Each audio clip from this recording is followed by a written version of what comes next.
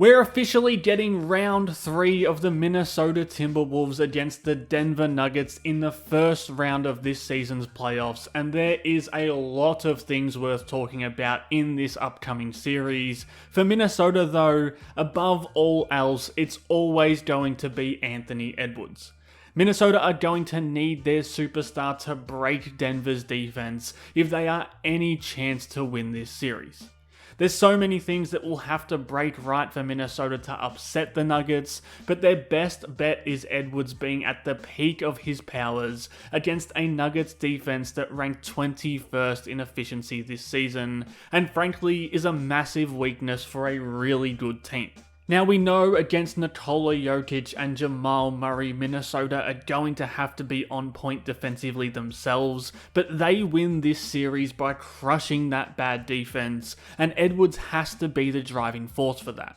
We're probably going to see Denver throw a bunch of different coverages at Edwards, but what we've seen the most of this season is them sending a second defender up at him off ball screens, because he doesn't want to hit Gobert on the short roll, especially with a defender lurking over, who will almost certainly force Gobert into a bad decision. That's going to be plan A for Denver. They're going to live with leaving Gobert as the release valve to eventually fizzle out Minnesota's offense. In games this season, they've not so much ignored Gobert, but they've baited this pocket pass with a smaller defender ready to come and blow it up if Edwards makes that pass. That forces the ball out of Edwards' hands and makes Minnesota's peripheral scorers beat them. Now, there's a few typical schools of thought here. The first one is that Minnesota just need to make shots. When they send Jokic up to him, Denver will bait that helper, and Ant has become better at getting off the ball and getting the defense into rotation, but these shots need to go in during this series. That's a non-negotiable if Minnesota want to win. If Denver are sending two constantly at Edwards for a whole playoff series, Minnesota can't get to a point where they're hesitating on threes or holding the ball too long or just not making their shots when Edwards gets that defense into rotation. It just can't happen. If Minnesota does make shots out of this coverage, they will force Denver to adjust really quickly. If they're going to send those two at Edwards and bait that pass to Gobert, getting them into rotation and making shots becomes the instant jailbreak. And that's an entirely plausible outcome with the shooters Minnesota can dot around Ant. And that defensive stab becomes an open wound when Gobert is off the floor. If Denver want to double Ant when he has more offensive tools around him, that's when the Wolves can really score. Now, I think there's a conversation to be had about how much they can and can't play Gobert in this series, but assuming they do want to keep him on the floor to provide a defensive anchor on the other end, the other kind of inside-the-box option is to just hit Gobert in the pocket more often. As soon as that gap opens up, they find him and pray to the basketball gods that the result is better than that one on a regular basis. We have seen Gobert make the right play on those short roll possessions against Denver this season, if Denver are late on that bait rotation, or if they're super committed to Ant high up the floor. We've seen him read that defensive wall closing in on him and then find shooters. But again, you're really relying on both Rudy Gobert to make plays with the ball in his hands and those shooters to make those all-important shots.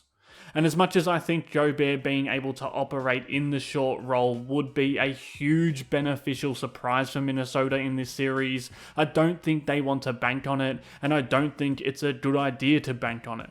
What really needs to happen is Ant himself needs to be able to be a force against this defensive coverage, and he's shown that there are ways for him to do that without having to take a backseat in the offense. One thing I do think we're going to see a ton of is Ant still getting off the ball early against this doubling defender, usually Jokic, and then getting the ball back when that defender has vacated his space, forcing Denver to drop into a gap help scheme around Ant, or Jokic to make repeat sprints, and I don't think Denver can survive either of those things defensively. On that possession, it was Ant receiving a boomerang pass from a perimeter teammate, but we'll also see Gobert just flowing into this open space rather than a full roll, then straight into a boomerang handoff. Jokic needs to get back down and up if he wants to double, but he's always going to drop in that situation, and Denver simply cannot defend Anthony Edwards in a drop coverage. Every time Minnesota are able to execute anything that gets Denver into a drop, Edwards is going to score.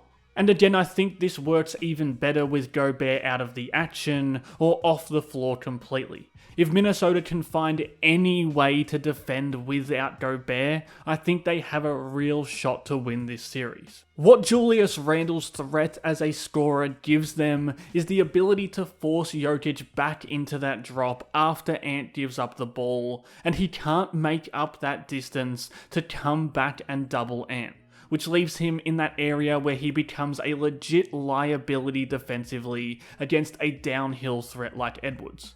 Even without Gobert there as Denver's safety valve, they're going to keep bringing these doubles, but unlike with Gobert, Jokic has to get back in front of Randle, so if Randle flows into handoffs, they can snare Joker in that drop coverage and expose his inability to handle athleticism going toward the rim.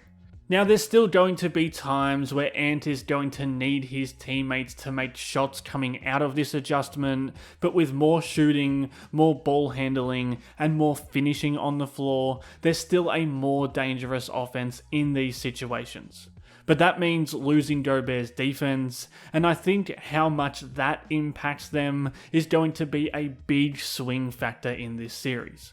Whether Gobert is on or off the floor though, I think having other players set those screens or handoffs for Ant is something we're going to see a lot of regardless.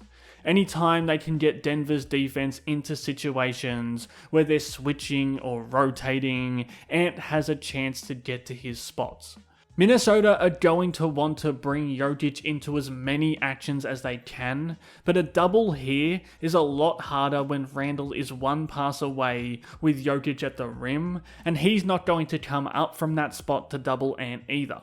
And that leaves Denver in this gap help again, and they don't have the perimeter defenders to both stop Ant there and shut down open three-point looks. So, apart from scoring himself and being a force, Randle is going to be super important in this series for Anthony Edwards.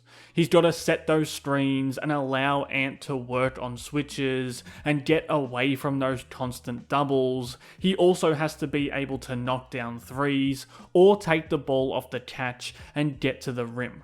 Those little things are more important than his usual bully ball style of play in this series. Now, for Edwards, there's other ways to get him going as well. I want to see him in the post more often than other playoff series we've seen, where it's a little harder to double him without consequence, and where he's become a legit threat this season. If they don't bring bodies at him, Denver don't have a post matchup for him. If they do start to load up on him, it's easier to get them into rotation where there's attackers on the weak side of the floor against that tilted defense. I think this is a really good way to stress test that 21st ranked Denver defense. Can they bring those doubles on time? Can they rotate back out effectively? And if they do, can they contain guys like Randle, McDaniels, and Dosunmu attacking those closeouts with no rim protection behind them? Again, I'll keep saying it, Minnesota is going to need to make shots still. None of anything matters if you don't make your threes against Denver. They're just too good and too efficient on the other side of the floor to not make shots and fight fire with fire offensively. And Ant's gravity is going to create those looks. Minnesota only made 31.8% of their threes against Denver in the regular season, and that's probably the main reason they lost 3 of those 4 games. That's got to bump up to high 30s on high volume if they want to upset the Nuggets. And that applies to Anthony Edwards directly as well. He only made 25% on over 10 attempts per game in the regular season. That's not going to do it in this series.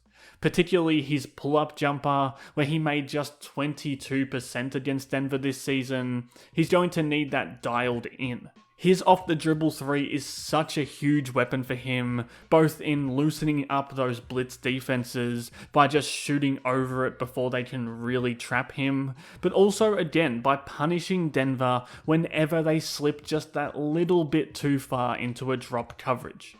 We've seen Ant shoot around 40% on his pull-up threes over the course of full regular seasons and full playoff series, and I think it's going to have to be right there again in this one. One of Denver's sole purposes defensively by going to their blitz coverage is going to be to stop him from getting good looks with that shot, but he needs to have that sword sharpened any time the opportunity arises. There's a bunch of other really important things in this series that are worth talking about, and I'll touch on them over the next few days leading into the series, but for the Wolves, it starts with Anthony Edwards, what he can do to Denver's defense, and how Minnesota move the pieces around the chessboard to help maximize him. And it's going to be really enthralling to watch all of that unfold. If you like this video and want to see more like it coming up, subscribe to the channel, like this video, and give me your takes on this series in the comments below. Thanks again for watching.